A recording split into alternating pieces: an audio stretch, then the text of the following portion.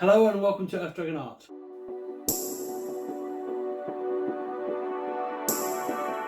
In today's video we're going to be focusing on practice. If you are somebody that's new to drawing or feel that you can't draw very well, this could be the perfect video for you because I'm going to be going through some very basic techniques to help you draw better.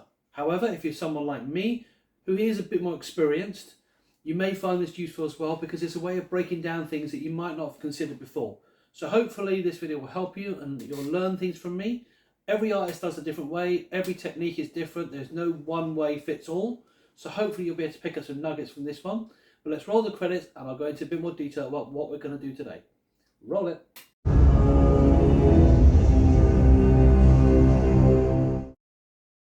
So as I mentioned, today we're going to be looking at some practice. For me, I've always been learning how to draw from school, always been passionate about it, always pushing the envelope, always trying to find new ways of doing things. And more recently, I'm trying to take my artwork to another level. And in doing so, learning different techniques from other artists, other ways that they do their drawings, so that I can improve mine better. As I mentioned, today is going to be looking at practice. Practice, practice, practice. It's the most important thing you can ever do in any subject, whether it's art, football, sports, TV, whatever subject you're doing, or whatever subject you're interested in, practice is the most important thing. And there's a couple of things to learn about practice that you need to be aware of. One, passion. If you don't have passion, you don't have a love for it, you don't have any enthusiasm whatsoever, and you're just doing it because somebody else can do it, or you're just doing it because you think it'd be cool to do it, that's not passion. You're never gonna learn if you don't have passion. So the first thing you need to learn is passion. Secondly, you got to practice. You have to put the time in. No matter how good you are, how skilled you think you are, you may be the most advanced drawer artist in the world, but you still need to practice. Every artist practices, every football player practices, everybody practices everything. There's no such thing as it's just going to happen. It just doesn't happen. Practice is key with everything. But without the passion behind it, you're never going to push through those challenges. And that's what this video is really trying to do today, is just to really get you to understand some of the base levels, what you need to improve your artwork, but then to take it to that next level and to really push through those challenges. So today, whether you're a seasoned artist who knows how to draw stuff, or you're somebody that's brand new, you want to learn, you want to develop, we're going to start super simple. One of the most simplest objects to draw is a daisy. So we're going to start there by drawing a very simple basic daisy. Most people know how to draw a daisy without any kind of prompt. Even whether you're a skilled or seasoned artist, you'll all be able to draw a daisy. So this part you can all follow along with no problems at all, without no worries about it looking great or whatever. And then what we're going to do is, as we progress in the video, I'm going to take that to another level and give you some tips and tricks to enhance that daisy to make it look a little bit more realistic. Generally, when we draw a daisy, we oversimplify what a daisy looks like to make sure we at least portray that particular flower. But when you look at it in the flesh, you'll understand that the real daisy looks very different than what we interpret it in our own minds. So let's roll the video and I'll talk about the processes I'm going through as we go along. So let's roll the tape and we'll conclude at the end. Let's go.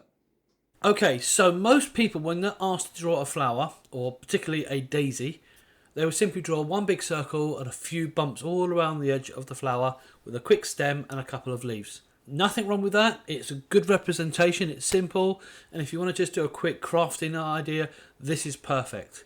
But this doesn't portray a realistic looking flower. In my first example here, you'll see that I'm using construction lines, I'm doing it a different way, I'm making sure the stem's great, I'm adding a bit more detail than probably I should at the beginning. Because that's how I learned to construct this particular piece. I break things down based on what I've learned, based on the practice I've had, to draw this in a way that is simple, but still effective. You may not be at that stage yet, but these are the building blocks for any construction of your artwork. In my second example, I tried to show more consistently what people would draw when you are asked to draw a flower. This is how people mostly do it. I did add a few extra lines, which makes it more like a sunflower than a daisy, but you get the idea. This is how people will generally kind of draw this particular piece. So okay, now that we've looked at two examples of how we would normally construct a daisy, pause the video for a minute, have a little practice at drawing these particular two types, And when you feel satisfied you've done enough, come back to the video and we'll go to the next stage, which is perspective. Let's go. In my third example, what I'm showing you here is adding a bit of perspective to try and bring in a little bit more realism. In reality, when you look at a daisy, you don't look at a daisy dead on. You don't look at it dead straight in the face. You look at it from the side or from a different angle, from the back. You don't always look at it dead on. And I wanted to kind of show that and also help push that envelope a little bit so that you get a little bit more practice, get a little bit more understanding of, let's try and make this look a bit more original, different. Push yourself in artistically. So in the first three examples, we've looked at different methods that you would use to create the whole flower. Okay, so we've looked at perspective and drawing it in a different angle. Again, pause this video for a second time. Have a little practice at drawing different angles and different ways of doing the leaves. And then we'll pop back again for the final bit, which is reference. Let's go. But now we're going to try and take that to the next level by using some reference in order to find out what the daisies really look like and break down all the different elements so that we can craft it in our final piece at the end. So you'll see that as I was doing this, I noticed some things about the daisy I didn't see before. For example, the leaves were more of an eye shape and they had a slight jagged edge on one end.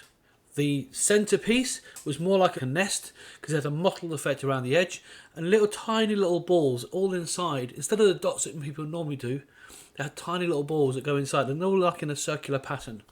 And the one thing that did surprise me, I was expecting the leaves to be kind of pear-shaped as most flowers are. And I was surprised to find that the leaves are actually a lot more jagged than I thought. They've got more creativity to them than I first anticipated. And this is why reference is so important, because our minds recall a certain amount of detail, but we don't recall everything all the time.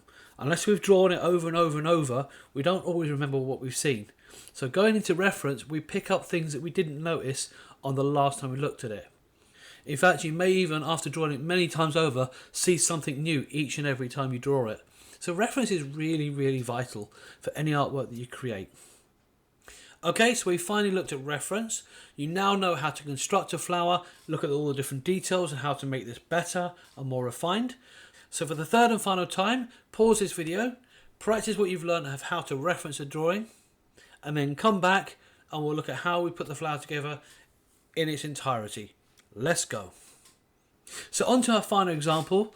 This time what I've done is I've taken my understanding of a daisy, my understanding of all the different elements through the reference that we've used to see where I'm going wrong with it and where I can make improvements.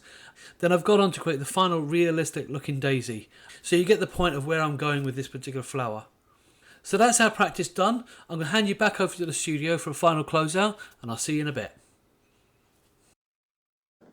Okay, so we finished our daisy. How did yours come out? How did you find that process? Did you find that process really helped you and did you learn from it?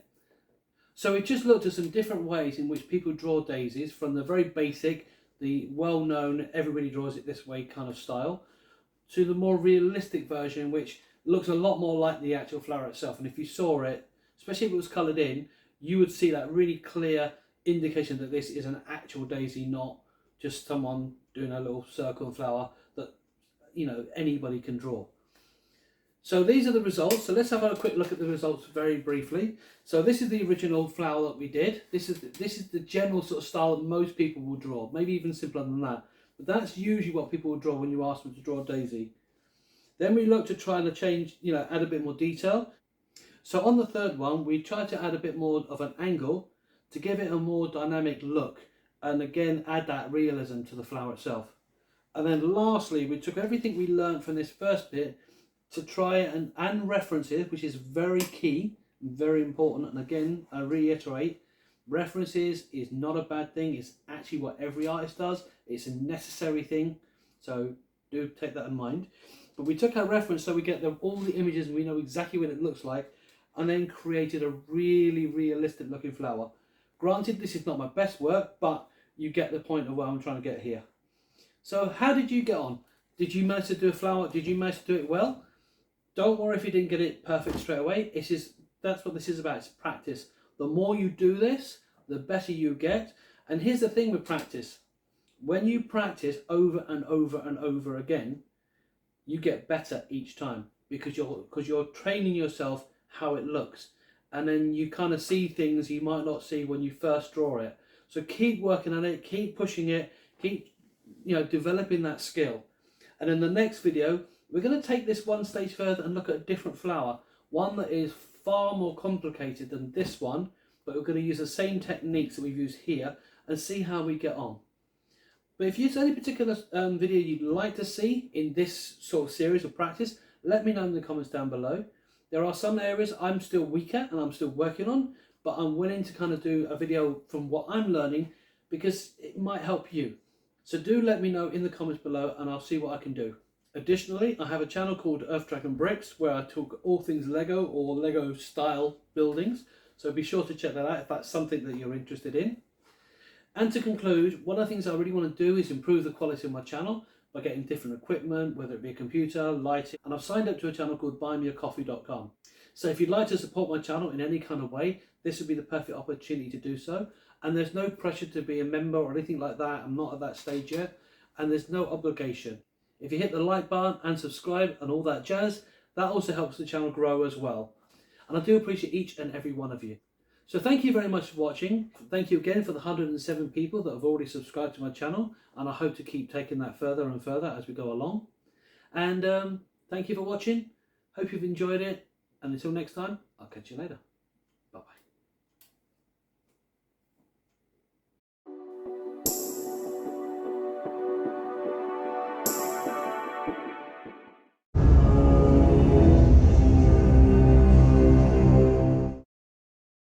Computers or whatever. Hello, welcome to ErfDragon Art. Why am I looking over there?